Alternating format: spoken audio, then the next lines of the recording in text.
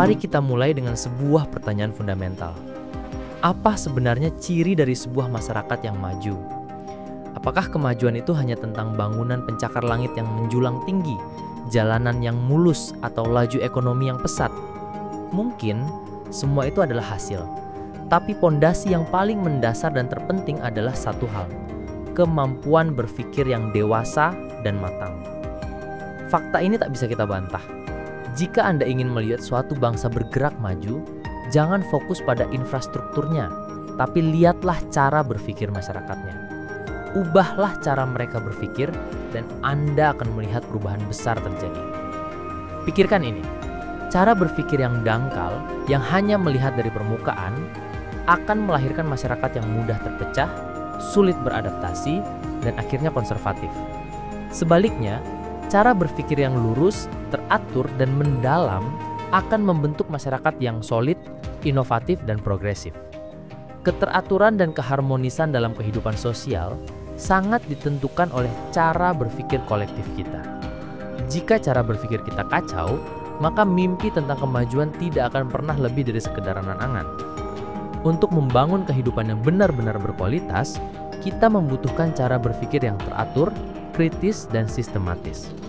Ini sangat penting agar kita tidak terus-menerus terjebak dalam perdebatan yang hanya buang-buang waktu dan tidak ada isinya. Sekarang, coba kita lihat realitas di sekitar kita. Di tengah banjirnya informasi yang datang dari segala arah, dan sayangnya, di tengah rendahnya minat kita pada literasi, kesalahan dan kecacatan dalam berpikir menjadi pemandangan yang sangat umum. Coba lihat media sosial. Seringkali media sosial dipenuhi tulisan dengan logika yang berantakan, seolah-olah menjadi tempat pembuangan sampah. Tidak hanya di media sosial, perhatikan juga bagaimana perdebatan sering terjadi di televisi atau forum-forum publik. Banyak orang berdebat bukan lagi untuk mencari sebuah kebenaran, tapi hanya untuk memenangkan pertarungan. Kita terlalu sering melihat fenomena ini. Seseorang tidak setuju dengan suatu pendapat, tapi yang ia kritik dan serang justru orang yang mengemukakan pendapat itu, bukan inti dari pendapatnya itu sendiri.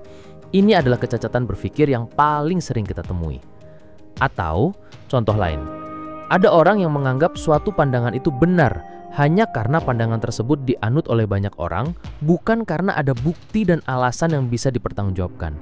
Logika semacam ini sangat berbahaya karena mengabaikan penalaran yang valid.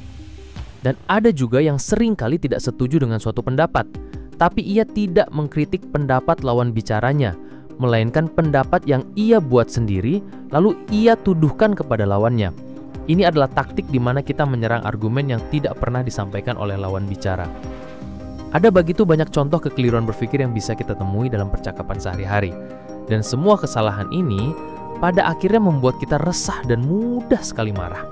Dengan cara berpikir yang cacat, kita jadi gampang sekali menghujat. Dengan cara berpikir yang dangkal, kita mudah merasa paling benar dan memonopoli kebenaran, seolah-olah hanya kita yang paling paham.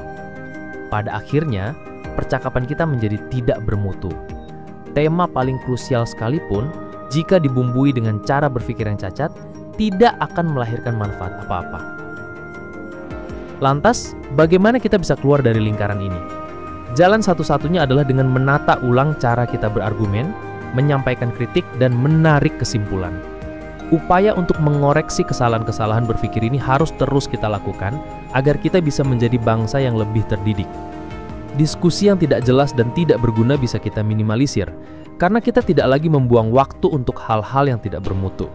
Sebaliknya, dengan cara berpikir yang benar, kita bisa membangun dunia intelektual yang segar, dan itulah yang kita harapkan. Punya banyak wawasan, bahkan punya banyak gelar, ternyata tidaklah cukup. Pikirkan ini, rumah kita mungkin penuh dengan barang-barang mewah, ada sofa mahal, televisi canggih, dan lukisan-lukisan indah.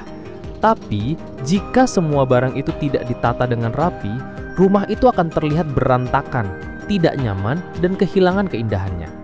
Sama halnya dengan wawasan yang kita miliki di dalam kepala. Secerdas apapun Anda, sekeren apapun wawasan yang Anda punya, jika Anda tidak mampu menata dan mengkomunikasikannya dengan rapi, teliti, dan terstruktur, wawasan Anda akan kehilangan wibawanya.